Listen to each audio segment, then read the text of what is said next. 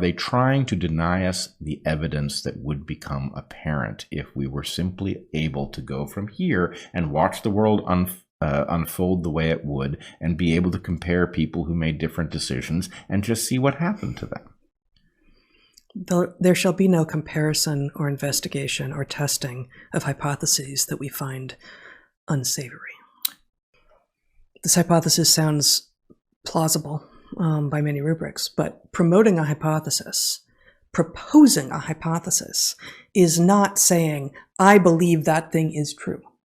Proposing hypotheses is what scientists do. It's what we do. We therefore, in seeing a pattern and making an observation, it is our job to come up with all of the possible explanations for why that pattern or that observation might exist. It is our job to come up with all of them. If this hypothesis wasn't being proposed here, given that it is a possibility, that would be an indication that something is awry.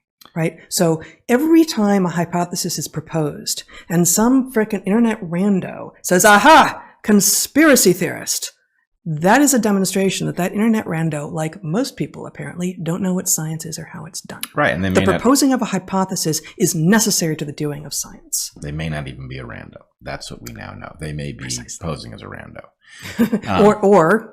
Or they might not be posing as a rando. There are a lot of people who are not randos on the internet making crazy claims about, look at all these conspiracy theorists out there, when they really ought to know better that actually proposing hypotheses is what scientists do, and shutting down conversation and shutting down the idea of what might be possible is what crazy people who want the end of democracy do.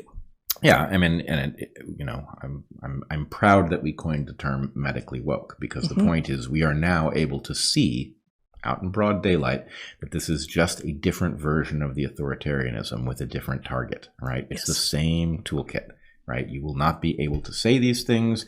If we find you even thinking them, terrible things will happen to you, so don't think them. Yeah.